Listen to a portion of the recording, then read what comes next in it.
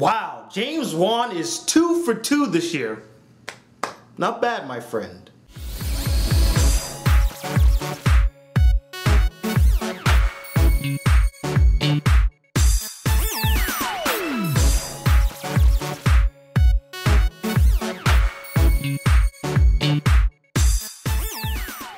Hey guys, the Black Critic Guy here to give you a review of Insidious Chapter 2. So Insidious Chapter 2 takes place after the events of Insidious, where the family is still being haunted by spirits and apparitions, but this time it's not the little kid who's causing the trouble, but the father. There's just something about him that seems a bit off, and the family realizes this and they investigate into the problem, and haunting, scary elements, and violin orchestra ensues.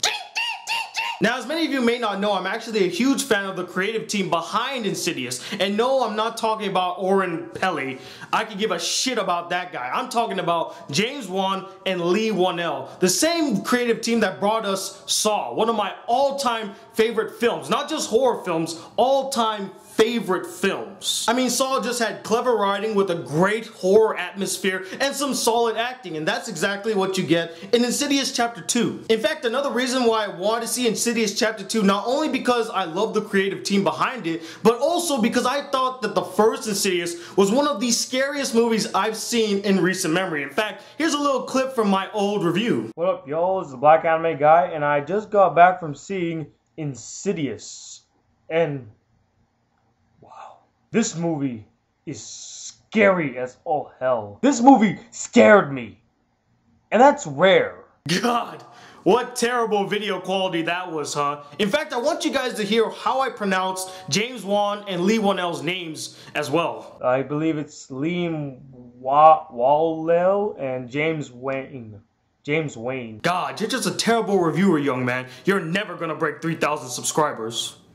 And to reference my old video just one more time, if I were to play my review for Insidious and put it here in my review for Insidious Chapter 2, all the points I made in that old video, I would make again in this video because they share similar qualities that I liked from the first film. Like, they really handle the atmosphere very well. In fact, James Wan is a master at this. I actually saw The Conjuring this summer. I didn't get a chance to review it, but the way that he made the atmosphere feel, I mean, the scene basically spoke for itself. I mean, he didn't have to throw anything scary at the scene. The whole atmosphere of the film just gave this really creepy and uneasy vibe. The writing too was very solid again in this film. I really loved how they really focused on the story and elaborated more on some things and elements and how they tied back into the first film. That was actually very interesting. And lastly, the acting in this film was solid across the board. The best performance in this movie was actually Patrick Wilson.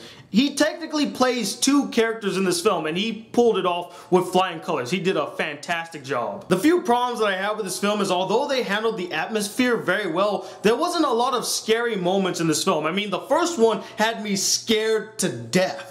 This one, I mean, some spooks, some jumps here and there, but nothing really scary. I felt like this film focused more on the story and the mythos, which was very interesting, don't get me wrong, but that took away focus from the horror element that made the first film really freaking scary. Another problem that I have with this movie is I wish they utilized the family a little bit more. They were barely in this movie. Rose Byrne, she's a great actress. She did a fine job in this film, and she looks fine as ever, but she really had nothing more to do here except for screaming and walking around and doing this scary face.